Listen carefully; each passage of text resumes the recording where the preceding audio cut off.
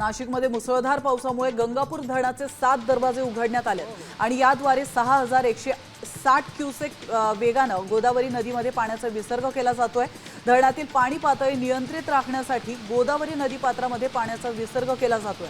त्यामुळे नदीकाठच्या गावांना सतर्कतेचा इशारा देण्यात आला।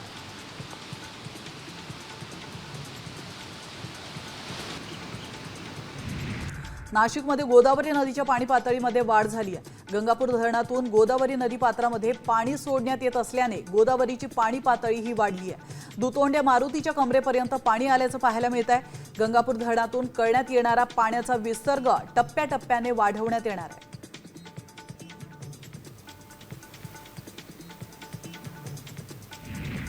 गोदावरी नदीच्या पुरात काही तरुणांनी स्टंटबाजी केली आहे। गंगापूर धरणातून पाण्याचा विसर्ग वाढवण्यात आलाय आणि याच वाहत्या नदीच्या पाण्यामध्ये काही अतिउत्साही तरुण स्टंटबाजी करताना पाहायला मिळतात।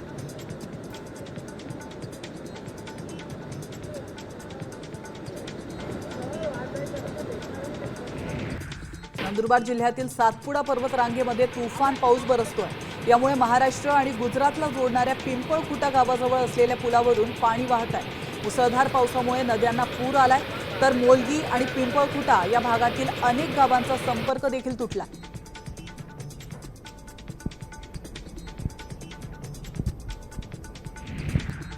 पालघरमध्ये पावसामुळे जनजीवन विस्कळीत झालंय। मनोर विक्रमगड रस्त्यावरील पूल पाण्याखाली गेल्याने हा रस्ता वाहतुकीसाठी बंद करण्यात आला, तर पाचमाड जवळील रस्ताही पाण्याखाली गेलाय, त्यामुळे वाहतूक बंद करण्यात आली आहे। पाण्याचा प्रवाह मोठ्या प्रमाणात रस्त्यावरून वाहत आहे। पाण्याचा प्रवाह वाढत चाललेला आहे।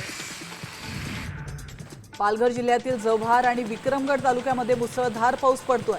पावसामुळे नदी नाले ओसंडून वाहू लागल्याने तालुक्यातील अनेक पूल हे पाण्याखाली गेल्याने रहदारीचे रस्ते बंद झाले। या पुराच्या पाण्यामध्ये मोटारसायकल वाहून गेल्याची माहिती मिळते।